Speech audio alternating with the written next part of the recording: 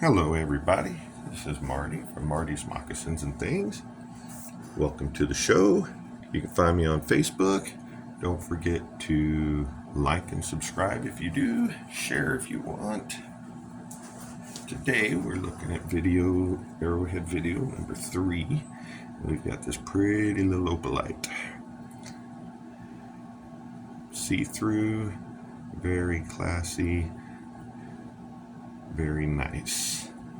And I've done an sort of rustic arrowhead video and a rustic arrowhead video, and I thought we'd make this one a fancy little arrowhead because some people just like a little more flash. Now this opalite just begs for silver wire, but I'm going to use antique bronze, vintage bronze, whatever they want to call it. I still don't know why they say vintage instead of antique, but I think that's going to turn out pretty nice. So we're going to use 20 gauge vintage bronze. This is from Parawire. I'm taking this off the screen because I'm going to get about 3 feet of this wire. I've mentioned before that I don't draw out my designs. I think it's great that people have that ability. I, on the other hand, do not draw very well at all, but I am very visual imagination. I can visualize pretty well, and I can build things in my head. Got my wire cutters, I've got my chain nose pliers, I've got my bail making pliers. That's all the tools we're going to be using today. Cut this. Like I said, this is 3 feet of wire, so I don't want to be poking the camera or myself, so sometimes I'm going to be taking it off the camera. I can visualize it in my head and give you an idea of what I'm thinking, and visualize it in my head. We'll see how it works out. Is I want to take this little guy and I want to put a big spiral right here and a little spiral here and a little spiral here. We're going to see how that works. Now, my big spiral is going to be the first thing that I do, and it's going to come off of my bail. So I don't want my bail in the middle because I'm going to use a lot of one wire to make my swirl.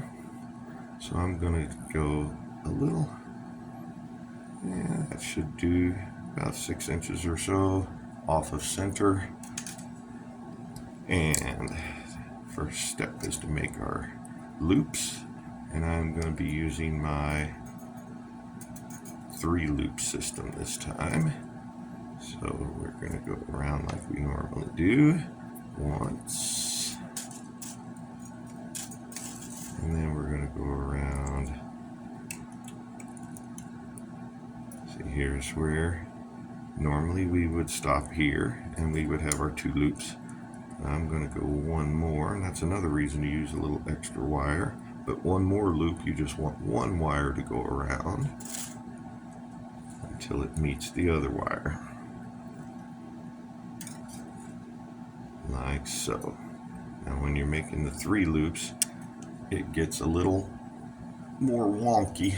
Normally I take it off of the bail pliers when there's 2 loops to make my twists.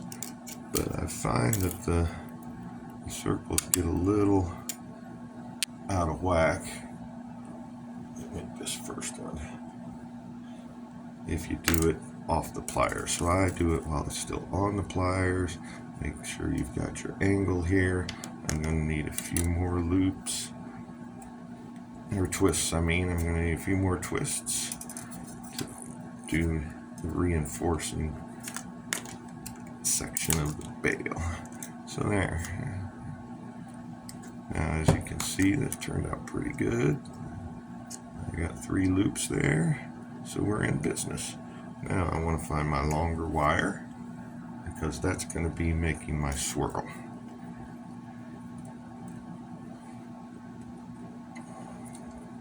So I want to have this way so that it is looking like, see, they're even doing that. That got a little wonky.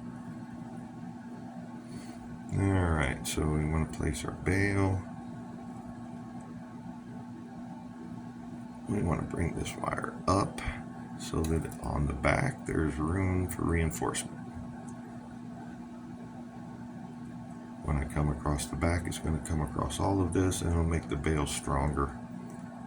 So we want to place our bail and we want to bring our wire, making sure that our bail stays put, which it did not. So unbend the wire. There we go, hold it down a little tighter. And there, now my bail is where I want it. My wire is across there. And now we're going to start our swirl. So our pressure point in the center.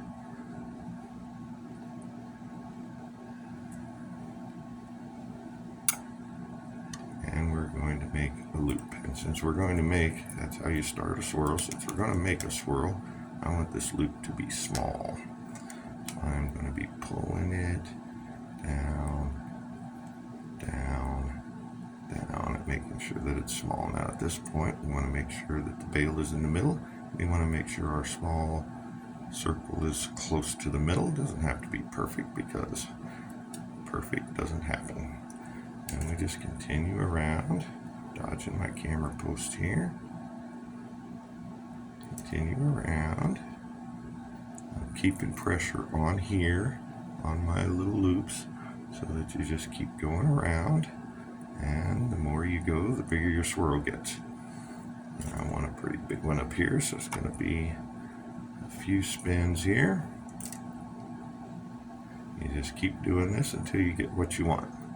So I'll be back in 1 minute when I've done that. Okay, and we're back. I finished out making a nice large spiral here. As you can see, this side is beautiful. This side is a little messy. So what happened was that one of my wires, or maybe two, got underneath the rest of the spiral while I was spinning it around, and that caused a problem. But it's not a perfect spiral, but that's okay. So now what I want to do is bring this over there to get into that other notch.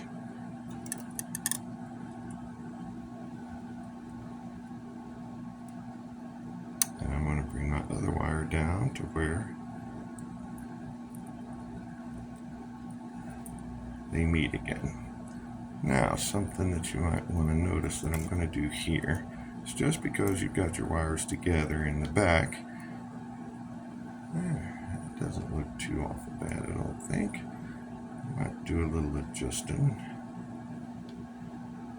Yeah, we can live with it. Just because you've got your two wires together, they don't have to stay together. I don't think that's going to work the way I want it to, because it's not going to grip, so we're going to leave that. We're going to go around one more time just to make sure there's plenty of reinforcement of the wire. Don't need it slipping off any. So there, left them together. Here's where we're at now. So what I'm going to do is I'm going to split these two wires off. As you can see, my spiral used up more. This was my longest strand, and now look at that. This one is my longest strand, but I think I've got enough to do what I want to do. So we're going to make a small spiral. Right, oops, see, that's still not going to work quite the way I want it to. I'll tighten it up when we're done. On a small spiral, bring the loop down really small, like that. Yeah, I should have used even more than 3 feet of wire, looks like. I'm going to get this over in the middle so I can actually work on it with pressure from behind. And there is a small spiral, and I'm going to leave it there because I'm running short on wire for that one. That one's going to be, yeah, that'll give me enough. That's a small spiral, and we're going to bring this one up here, pull it tight, Push that one tighter. And I'm going to put a little spiral here. I've got a lot more wire here, so I'm going to make a larger spiral.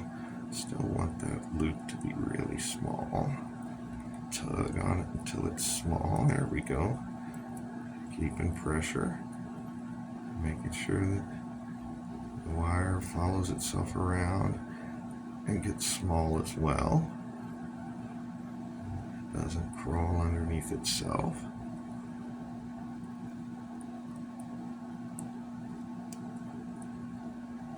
Still going to be a little lopsided, but that's, once again, spirals are fun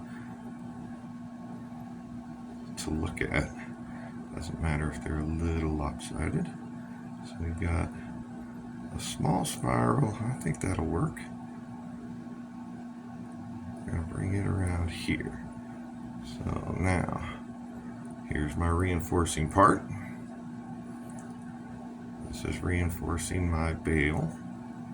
And now, we're just going to slide these wires behind this spiral so that they are completely out of the way, and bring them around like we've done on all the other arrowheads. I'm still going to have short wire, but I think my long wire is going to be good enough to scarf it. So now we just want to do any adjustments that we need. We're going to have to pull that tight. Here's where we're at. I think that looks all right. I'd like that to be over there a little farther. Ooh, that mangled up the whole thing, didn't it?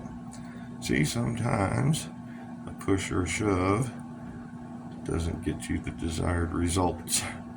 So what we're going to do is we're going to need to, give me these pliers. We're going to need to push this back under that wire so the spiral stays intact. Fumbles today. Push it back over there.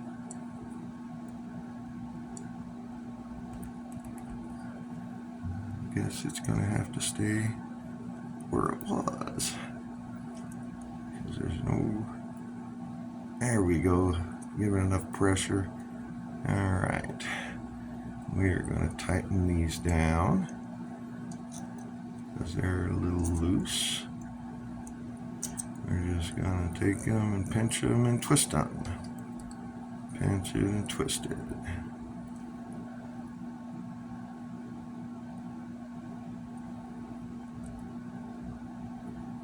This is loose up here. Ooh, maybe if we take this looseness and pull it down a little bit, we can push this over a little farther. There we go. Now we're going to tighten everything down. Here's a little crackle. I don't know if you can or not. I just want to go that way with this one. There we go. Everything's tight. Everything's secure. Curve you a little more. Curve you a little more. That one could be bent a little more. Yeah, it's kind of loose. I'm talking to myself instead of you guys, I'm sorry. Just trying to tighten these wires down so that they're not all floppy.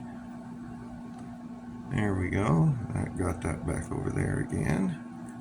There, it went under, but it's more where I want it to be.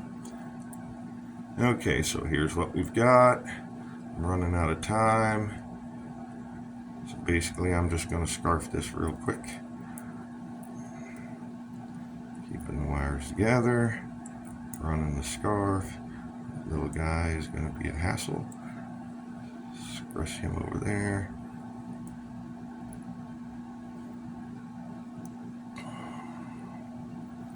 Run this one around. See, look at that. 3 feet of wire is barely enough to do this design.